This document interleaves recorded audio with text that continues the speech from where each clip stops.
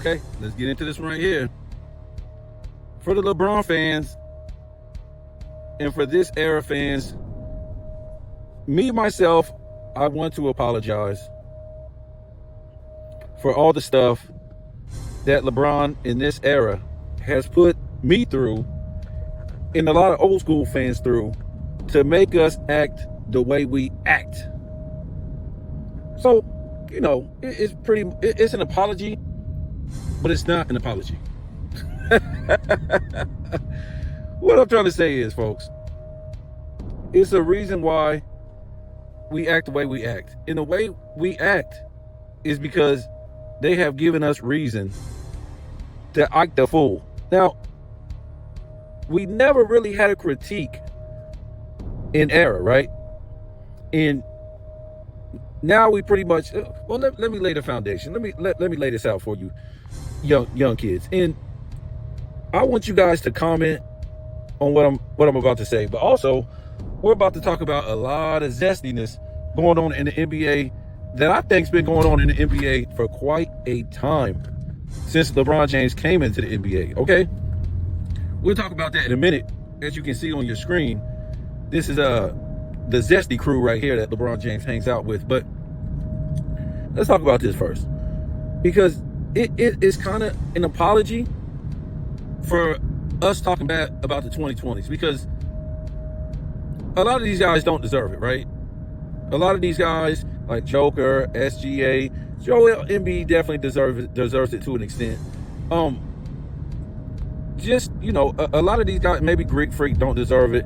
You know, these guys, you know, like LeBron James, I wouldn't say Curry, but, you know, your Draymond Greens, your Kawhi Leonards, you know,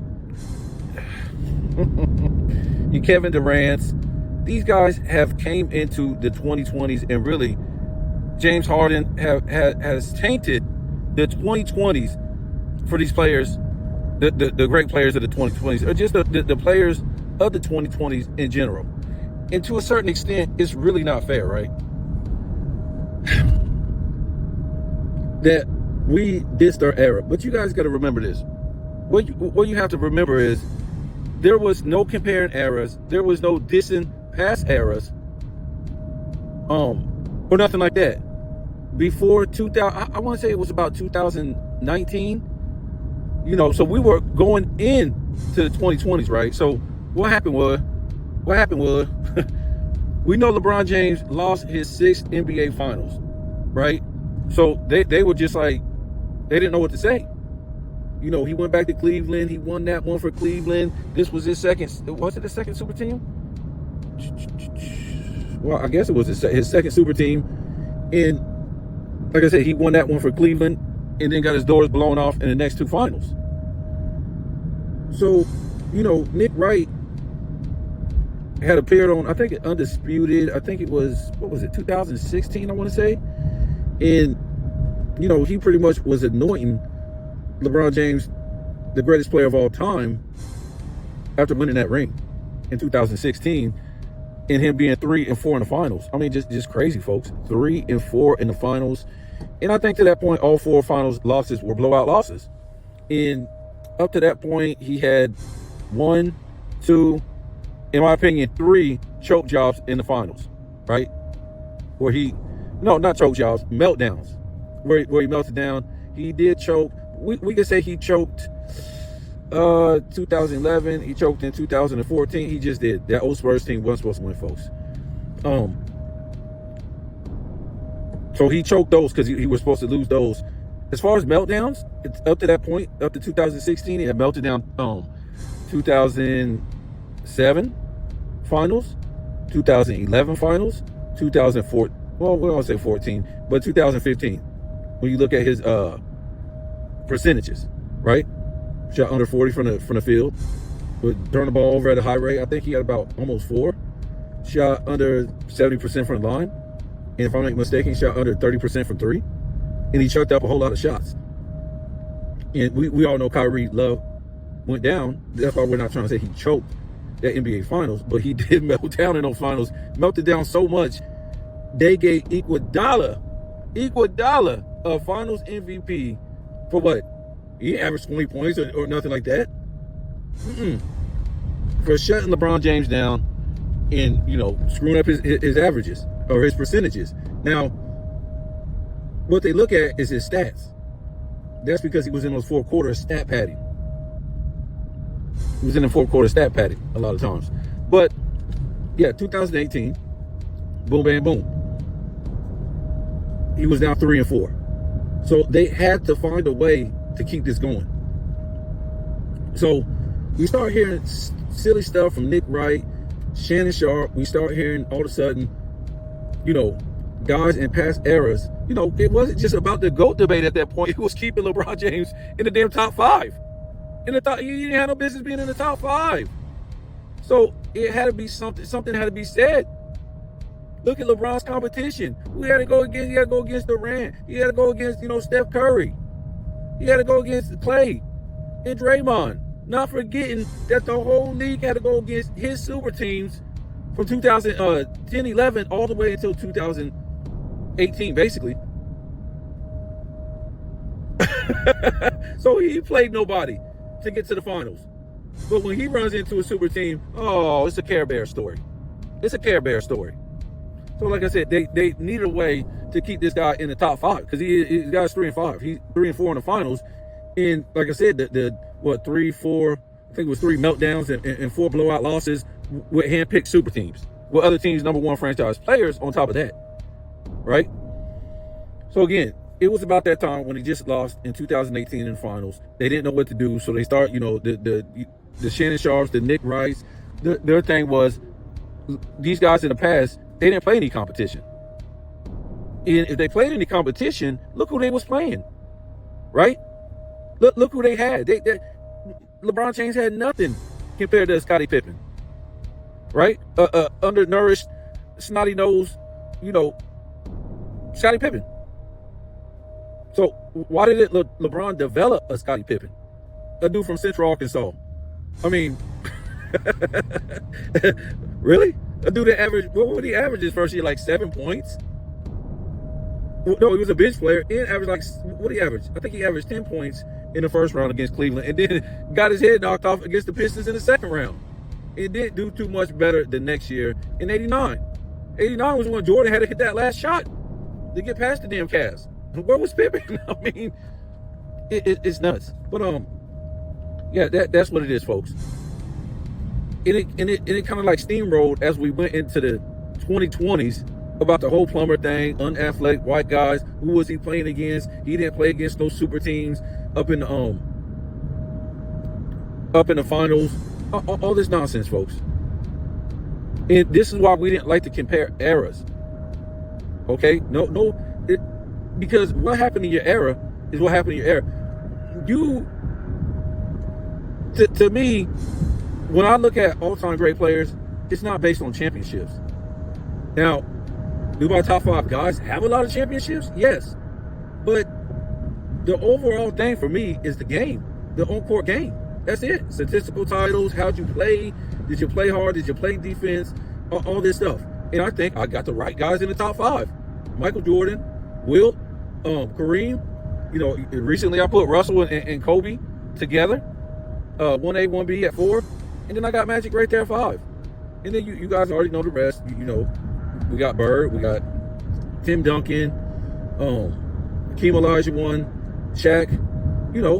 Those guys like that. It don't matter where the rest of those guys fall. You can put them wherever. But that's my top 5. You can sort the rest of the guys out. And I think I ended up putting, I don't know, Curry, I think I ended up putting him in the top 10.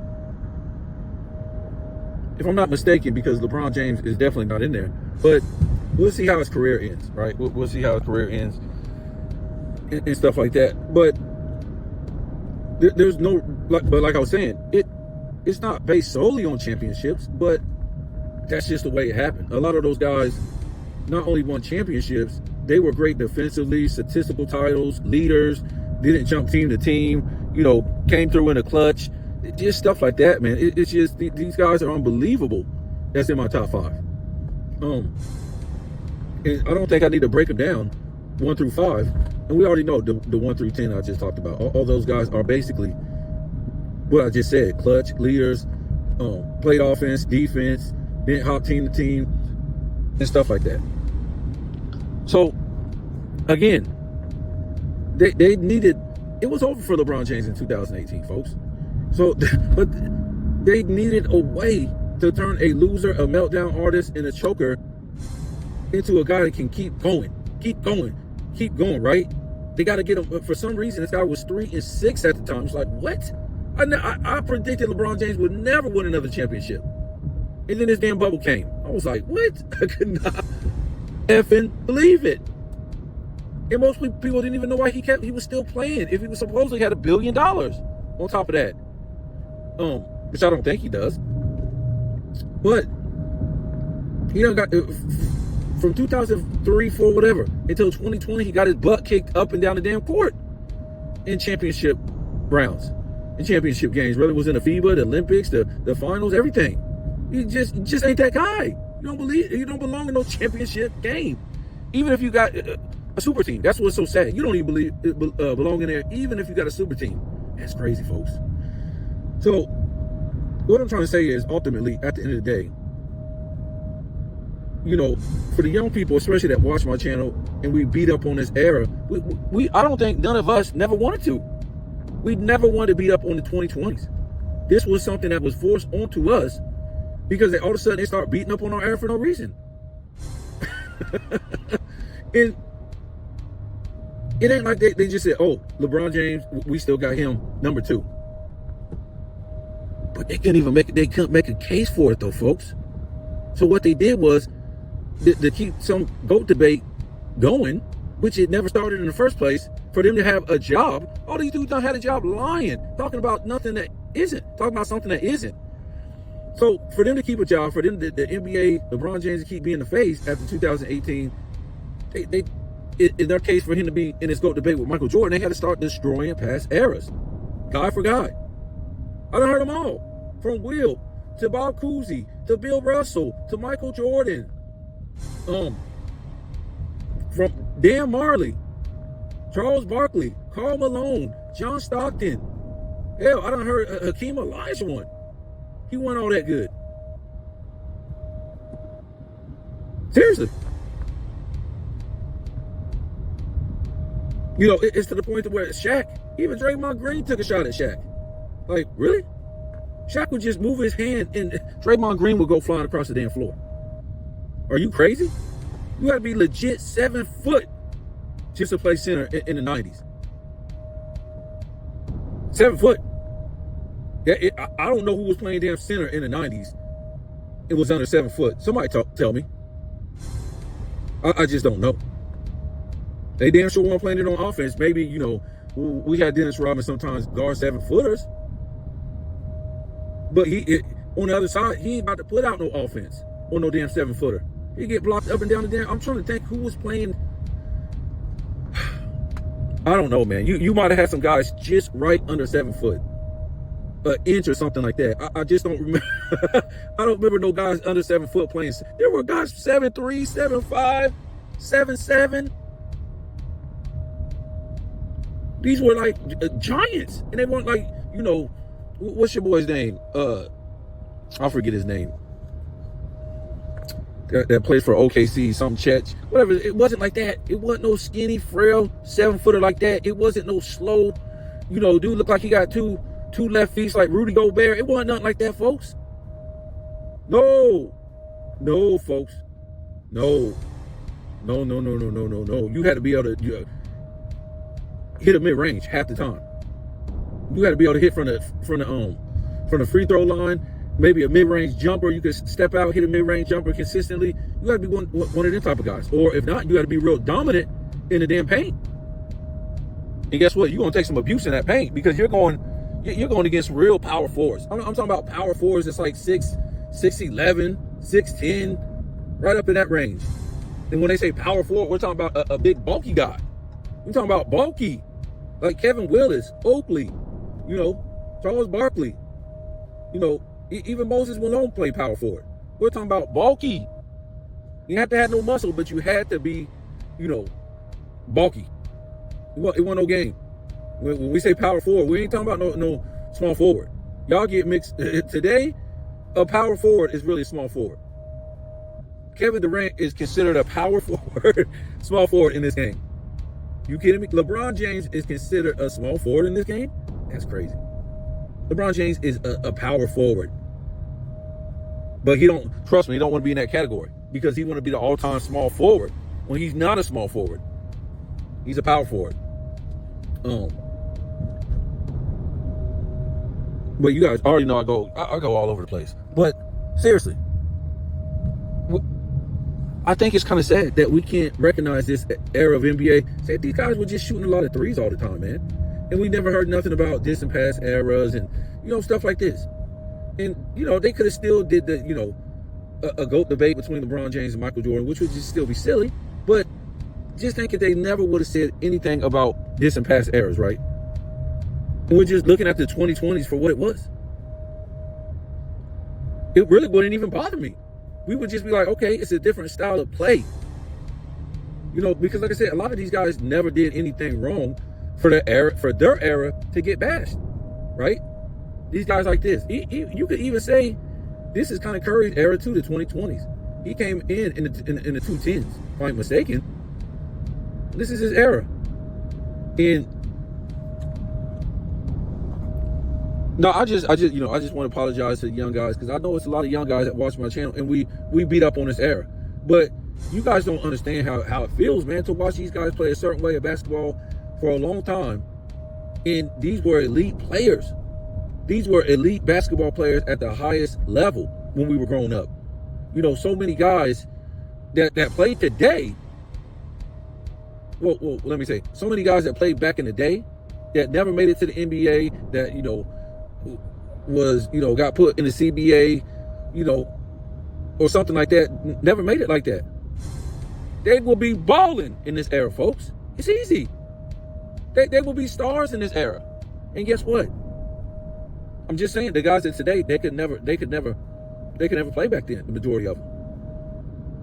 I just don't see it. But to me, it's kind of indifferent. I really don't even care about that. They done made me to the point to where I can't even watch NBA like that no more. We should be able to appreciate every era. And like I said, if they changed the era, that would have been cool with us. This is just what they do in this era. But they made us start hating on this era by hating on our era first. How they played in the 210s really wasn't like they played in the 2000s or the 90s or the 80s. But we didn't say nothing. We just watched the games and we was like, it is what it is. Right? And like I said, then all the media start dissing past era to keep this guy relevant. After 2018 got blown off the floor. They could have went with somebody else, folks. They could have went with Curry. That's what they could have did. But, we did a video the other day about LeBron James' upbringing. And, it being shaky. To me, it's holes in it. A lot of this stuff don't sound right. And, we can say that's the reason why he's been coddled and, protected and kept being pushed after he fell so many times. It's a lot of stuff behind that. We'll never know. We can speculate like a lot of people have.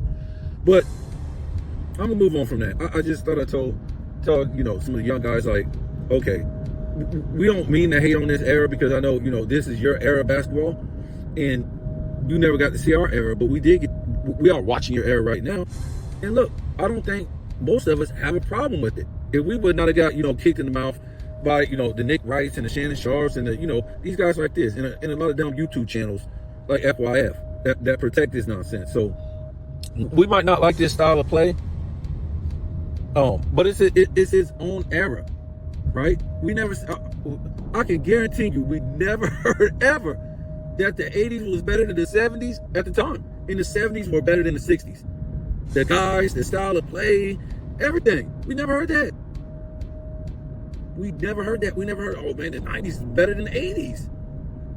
And we didn't hear that in the 2000s neither. We didn't hear that. We always just knew it was some dudes now coming into, a certain era. Guys, now they're going to take the NBA and keep it in a good place. That's all we knew. The new guys were here because these were the elite, great players that were young, and they were getting the torch passed on from the older guys who carried the torch from the other guys. That's all we knew. That's all we knew. So now you hear guys like me, sports and fitness friends, we wake up every morning, we just calling this ish out for what it is. Oh, this guy did this guy did that, because they done pushed us to the edge. But we're like, no, you're trying to tell us our era was no good. You're trying to tell us these guys are so much better. And they're basically perfect and all this, blah, blah, blah. It's like, no, okay, we're going to show you. We're going to show you that's not true. Because we're going to detail it, document it, and detail it every single day.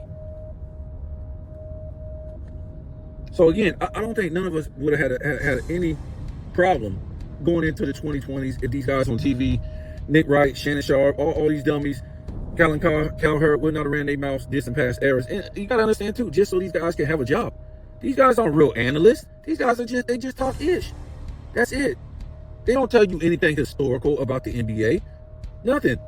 Or about these players. Get out of here. So, I don't know, man. You see these images on the screen and LeBron's Zest friends. What's going on here? Is it just a coincidence, man? Yeah. These are all like his real good friends. And they've been caught, people think these guys are really zesty. And I've told you in the past, heterosexual people don't hang around zesty people. And it's not because of hate or anything like that. I mean, some people, I don't know. I'm not like that. Okay? But heterosexual people just don't hang around zesty people. They just don't. Or males don't. Maybe women do. Males don't do it. Heterosexual males don't hang around zesty men. It's a fact. Like, oh, you want to go get a beer tonight? What? No, I'm cool, man. You at work with somebody that's zesty. You want to go get a beer tonight? No, I'm straight. I'm straight. I'm good. Me and my girl was walking through we had to go to we went to a festival this weekend, but we walked through we didn't know they had a pride parade, and they were setting up that thing, and my girl said, you want to stay and watch it? I said, oh no. She said, why? It's gonna be good. I said, probably will be, but I can't do it. For one, that ain't my thing. For two, ain't nobody about to be taking no pictures, because we was walking, they ain't started yet or whatever like that. But we walked through I guess they call it a pre-show. Everybody was getting ready or whatever like that. But we was walking through that area to get to another festival, like way down the street or whatever like that. And I'm just like, no, I'm good. That's not my thing. Just not my thing. Now, is there anything wrong with it? No. To me, I don't even I'm not even gonna bring it up. I just think these people are cheated. We're supposed to have all this technology, all this, knowledge and all this stuff from science and health and all this stuff, but they can't tell us why these people are like this, why they feel this way, why they go that way. That's crazy, folks. You got to think the government is hiding that secret, because it ain't no damn way by now these people ain't been told. We ain't been told. The public ain't been told why these people are like the way they are. Why we're heterosexual and they're not. Okay, all they do is, they try to teach that it's right and there's nothing wrong with it. That ain't telling nobody, explaining why they're like that. And that would, maybe get a lot of the hate off their back, because a lot of people don't like that. But, why, if you're going to make it legal, which I don't care, it ain't my business. I'm just saying, if they said it was illegal because it was wrong, why are you making it legal and you're not telling the public why these people are like this? I'm just saying, why people are heterosexual and why people are not. Where's the science behind this? We should already have this. But what I'm trying to say is, I just don't get, even if I'm with my girl, no, I just, it's not out of hate. That's just not my thing. It ain't. And I've worked with gay people before, and much love to them. I don't have nothing against them. But what I'm trying to say is, heterosexual people don't hang around gay people. Just don't. It ain't out of hate. It's just like, maybe, I don't know, why, how come you don't see Cubans or Puerto Ricans and Japanese people hang around each other? How come you don't see Indians, people from India, and people from Venezuela kicking it? Is it because it's hate? No, folks. They don't have nothing in common like that. It just ain't like it. It's not like that. It's not out of hate. We don't have nothing in common. So what I'm trying to tell you is there's a common denominator with this. I mean, when you look at this and you see all these guys that LeBron James is basically best friends with, and I'm going to keep Chris Paul out of it, but he kind of suspect to me, folks. I'm just trying to tell you. You know, your Chris Bosches, your Channing Frys, your Richard Jeffersons, anybody with common sense know these guys are what? They're Zest Fest. And then you got your ADs undercover like hell. All these guys. We know about Dwayne Wade. We know about Drake. We know about Draymond Green. And if you look at the image on top, this is Richard Jefferson and Luke Walton. I guess they're at a Super Bowl party or whatever like that, the weekend before the Super Bowl or Saturday before the Super Bowl, whatever it was. And folks, they should not told the zesty dude on the bottom, don't make any faces. Or did I get that one in there? I don't know if this is the whole frame. Let me see it. That's the whole frame. No, that's not the whole frame. Oh no, it is. The dude with the white shirt on. And this is Zest Fest, folks. I didn't even know Luke Walton was like that. And what you guys got to understand, this is Hollywood, folks. This is the entertainment industry. They will put a lot of these guys with transgender wives that look like perfect 10s. They got this kind of money. You don't believe me? Look it up. Look it up. I ain't trying to say look up the wives, but I'm just trying to say look up these men that get turned into perfect 10s. Okay, we ain't talking about no somebody look like Dan RuPaul. We ain't talking about that. Or Grace Jones. No, we talking about some real stuff. But you know, and then they'll arrange little stuff or things like that with these guys. But well, I'm talking about as far as women. They have rearranged marriage and stuff like that. And then, you know, when they're off and doing their thing, they get to open up. Because a woman, she that does a rearranged marriage, she already knows what the whole thing is about. You know what I'm saying? And most of the times what'll happen, they a lot of times they end up breaking up with that woman that they have kids with. It was a thing on Tim Duncan, his wife. And his wife said that she broke up with him because he was too gay. Because he was out cheating on her with men. That's I didn't say that. That's what people were putting out that she said. So I'm gonna leave it at that.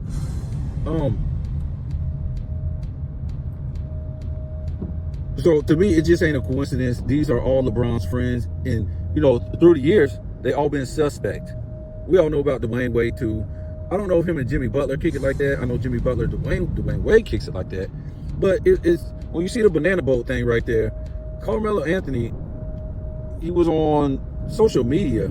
I think it was Twitter. I don't know when this was. It must have been a long time ago. But they kept saying Carmelo Anthony was on that banana boat. And he had to say, that ain't me on there, man. Y'all need to stop saying that's me. I wasn't on there. He named everybody that was on there. He said, I wasn't on there. But, you know, I never had no, you know, any suspicion about Carmelo Anthony. But what I'm trying to say is, you ain't really got to have no suspicion. But what I'm trying to say is, again, folks, heterosexual males don't hang around zesties. We just don't. We just don't. We just don't. I don't know what else to say, folks. And what I'm trying to say is, I'm not trying to say in the sense that you should look down at somebody for that because, you know, they're zesty or call them a name or something like that. But when you look at these guys right here, you know, even Drake, none of these guys have no male energy coming off of them. None. All those guys in the image. We know about Richard Jefferson. He's all but told everybody that he done stepped out. All those guys on this image, it ain't no male energy coming off of them, folks. None. And we want to take it to the next level. Look at Shannon Sharp. This big dude in no male energy coming off of him, folks. We don't. What else you want to see? Another dude like Shannon Sharp. So you guys let me know if there's any others. I can't think of any other name. There's probably more. I'm talking about LeBron's crew. We know about some of these new NBA players like, you know, SGA. I mean, he ain't got no male energy coming off of him. I mean, he taking all the female energy. For real. Victor Wembanyama, ain't no male energy coming off this dude. None. Zero. What about, what's his name? Rudy Gobert, no male energy, folks. Darius Garland, no male energy coming off this guy. None. I don't know if you guys forget how men act. These guys ain't got no male energy coming off of them. And the only guy I remember that was like that when I was watching, the NBA back then, we all know Dennis Rodman. But we didn't even see that until like the 90s, right? But he was doing Carmen Electra. He was doing Madonna. So it was like weird. Like, I guess we figured, what, bisexual or something like that? I don't know. So he had male and female energy coming off of him.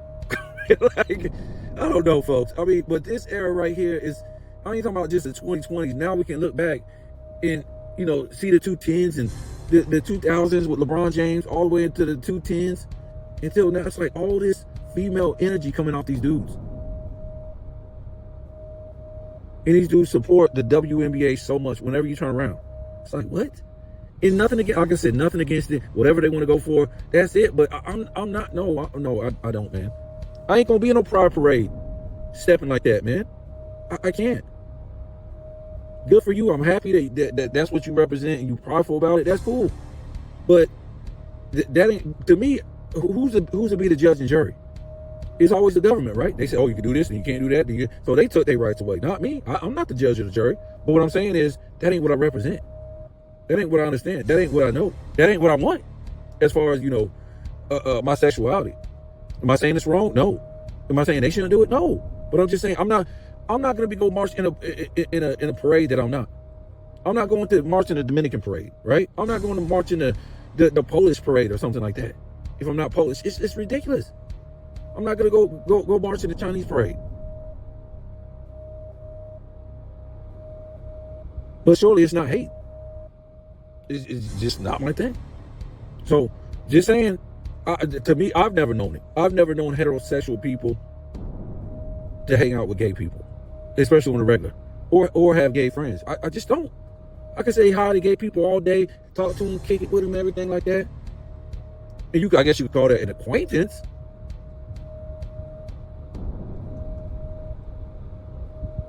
But what you doing tonight? You want to come hang? No, I'm cool, man. I'm cool.